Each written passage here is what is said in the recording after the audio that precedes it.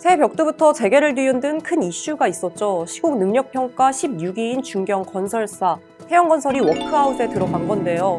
재개 서열 40위, 태영그룹의 핵심 계열사가 부도 위기에 몰렸다는 소식에 충격적이란 반응도 있었지만요.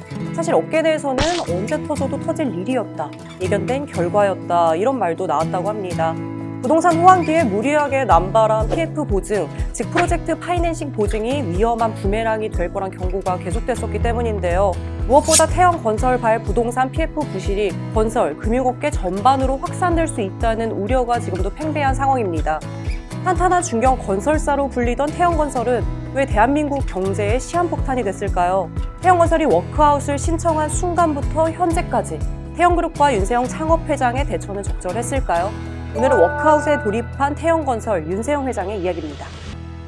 90세의 윤세영 회장은 대표적인 자수성가형 기업인으로 꼽힙니다. 6.25와 피란 등을 겪으며 주경 야동으로 학업을 이어간 윤세영 회장은 서울대 졸업 후 국회의원 보좌관을 거쳐 건설업계에서 경력을 이어갔는데요. 1973년 300만 원의 쌈짓돈으로 태영건설을 설립합니다. 초창기에는 신생 업체인 탓에 공사 수주에 입찰하는 것조차 쉽지 않았다고 해요.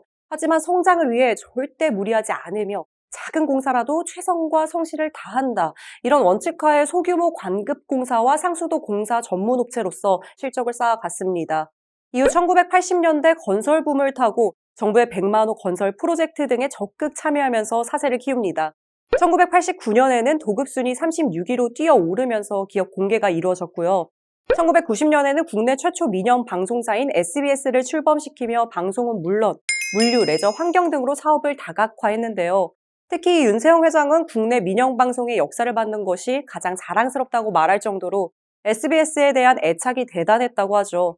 실제 태영건설보다 SBS 미디어 홀딩스에 더 큰 무게를 두고 경영에 참여했고요. 소문난 골프 애호가답게 국내 방송 최초로 정규 골프 프로그램을 SBS에 편성하면서 골프 대중화에 큰 기여를 한 것으로도 평가를 받습니다. 그룹의 모태인 태영건설 역시 과감한 행보로 사업을 확장시켰죠. 대시안 같은 아파트 브랜드는 물론 토목 플랜트, SOC 등으로 영역을 넓히면서 탄탄한 종합 건설 기업으로 자리를 잡았는데요. 잘 나가는 듯했던 태영건설의 의심스러운 신호가 포착된 건 2022년 하반기부터입니다. 부동산 시장은 금리 인상기에 접어들면서 빠르게 침체되기 시작했죠. 그러면서 수면에 올라온 게 바로 부동산 PF 우발 채무입니다. 당시 한 신용평가사는 PF 우발 채무 우려가 큰 곳으로 태영건설 등 5곳을 꼽았는데요. 이때 태영건설의 부채 비율은 PF 우발 채무를 포함해 무려 498.8%. 그러니까 자산보다 부채가 5배나 많았습니다. 도대체 왜 이렇게 빚이 많았던 걸까? 이유를 살펴보면요. 2020년 태영그룹 지배구조 개편 과정에서 지주회사의 우량자산을 몰아주고 부채를 받아 부채 비율이 크게 상승했습니다. 이 부채 비율을 줄여보고자 부동산 호황기에 오피스텔과 지식산업센터 등으로 사업을 확장했으나 분양이 미뤄지며 부동산 경기 악화에 대응하지 못했는데요. 우리나라 부동산 개발 사업의 구조를 보면요. 먼저 영세한 시행사가 땅값도 없이 일단 제2금융권에서 브릿지론을 대출받습니다. 이렇게 해서 인허가를 마치면 제1금융권에서 본 PF 대출을 받아 본격적인 공사에 들어가는 건데요. 이때 보증을 서주는 곳이 태영건설 같은 시공사입니다. 시공사 보증을 업은 시행사는 본 PF 대출로 고금리 브릿지론부터 갚고 이후 분양이 잘 되면 시행사는 대박을 터뜨리고 시공사 역시 윈윈하는 구조였던 거죠. 그런데 부동산 경기가 나빠져서 미분양이 급증하면 이 PF가 언제 터질지 모르는 뇌관이 됩니다. 실제 태영건설은 호황기 때 시공권 수주를 위해 PF 보증을 늘리면서 2019년 236%였던 자기 자본 대비 PF 보증의 규모가 2020년 593%로 급증, 2023년 3분기에는 525%에 달하게 되는데요. 다른 대형 건설사의 PF 보증액 평균이 100% 내외인 걸 감안하면 압도적으로 높았던 거죠. 더군다나 오피스텔 같은 비주택과 지방 아파트 개발에 쏠린 사업 구조도 문제였습니다. 부동산 침체기에 접어들면 가장 먼저 타격을 입는 분야이기 때문인데요. 위기를 부른 이유는 또 있습니다. 바로 자체개발 사업인데요. 자체개발 사업은 시공사가 직접 땅을 매입하고 분양까지 책임지는 구조다 보니 수익성이 월등히 높습니다. 하지만 굳이 매입부터 분양까지 책임져야 하기 때문에 사업 위험성도 그만큼 높은데요. 대형 건설사들이 한 해 분양 물량의 10%에서 20% 정도만 자체 개발 사업으로 가져가는 것도 이런 위험성 때문입니다.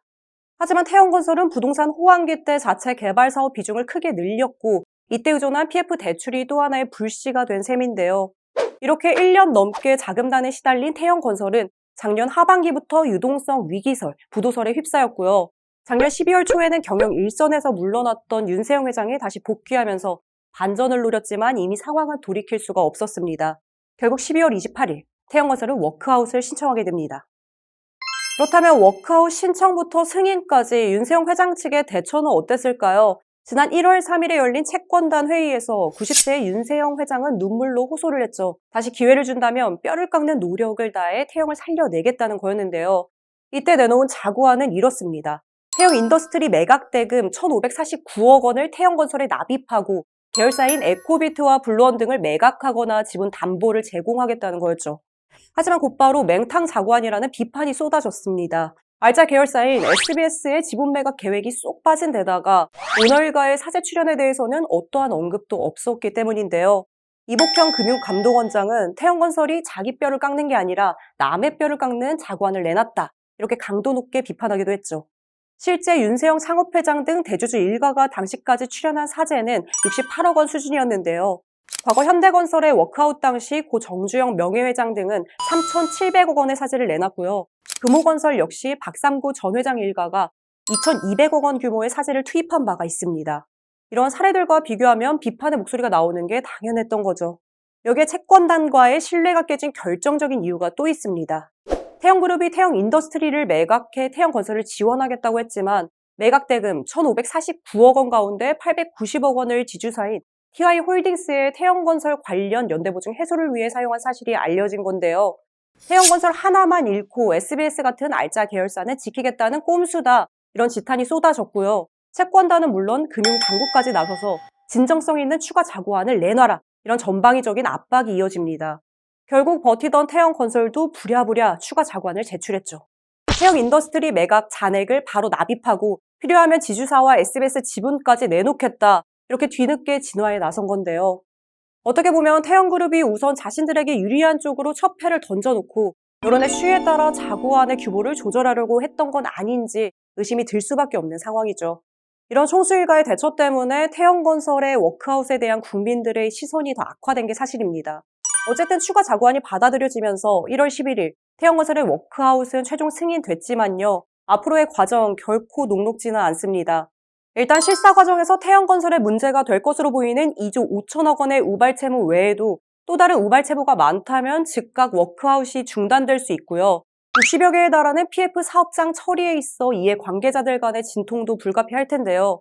가장 큰 관건은 바로 태형건설 측이 진짜 강도 높은 자구 노력을 하느냐에 달려 있습니다. 사실 워크아웃에 들어가면 국책은행인 산업은행이 부실기업의 빚을 깎아주고 신규 자금도 지원하게 되죠. 결국 국민의 혈세가 투입됩니다. 때문에 오너가 경영을 잘못해서 위기에 몰렸는데 왜 국민 세금으로 살려주느냐 이런 비판이 나오는 건데요. 과거 워크아웃을 무사히 졸업한 두산과 금호그룹의 경우 당시 두 회사는 두산 인프라코어, 아시아나항공을 팔았습니다. 모두 둘도 없는 그룹의 알짜 계열사였죠. 기업 회생을 위해 가장 팔기 싫은 알짜부터 내놓는 노력, 그야말로 뼈를 깎는 자세가 진짜 필요한 이유가 아닐까요? 인생도 골프도 과욕은 금물이다. 윤세영 회장의 골프 철학이라고 하죠. 윤세영 회장은 성장을 위해 무리하지 않는다는 원칙을 바탕으로 차근차근 업계에서 입지를 다져왔습니다. 하지만 부동산 PF 부실에서 드러났듯이 창업 초기의 초심을 잃고 그 어떤 건설사보다 과욕을 부렸다는 건 부정할 수 없는 사실일 텐데요. 워크아웃 개시는 이제 태형건설에게 남은 마지막 기회입니다.